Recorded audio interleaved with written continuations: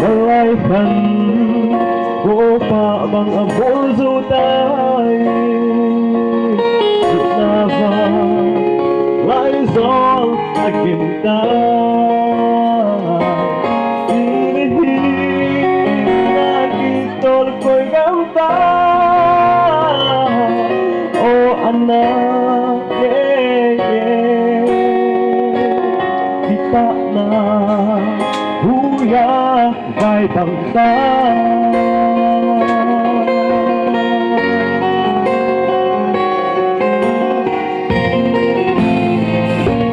Inland now Waktu ako'y soday Malaikan ko pa bang ako'y soday Kahit pa Hùng lắm cho đủ đêm Chẳng nghe lưu ta đi bạc của một số ta Ô anh ta nghe Và lại Vẫn khi nặng hạt ta Lòng một gì là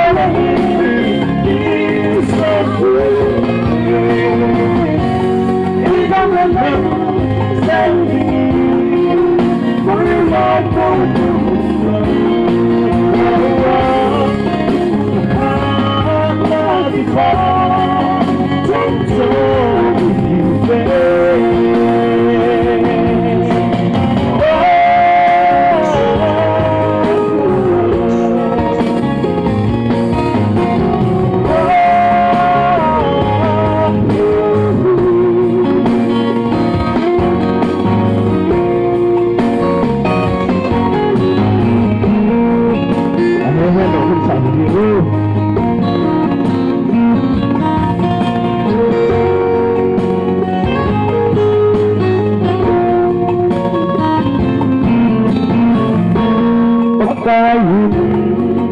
Wamoy ay kere Amayin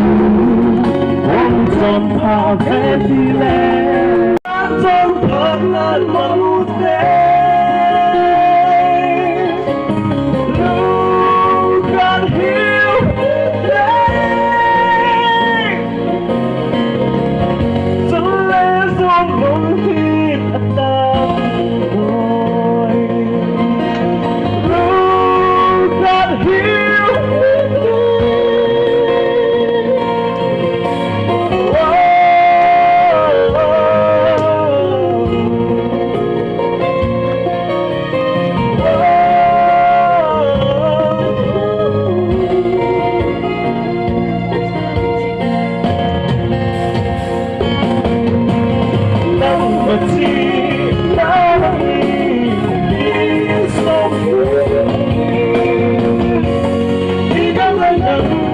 Standing in my mind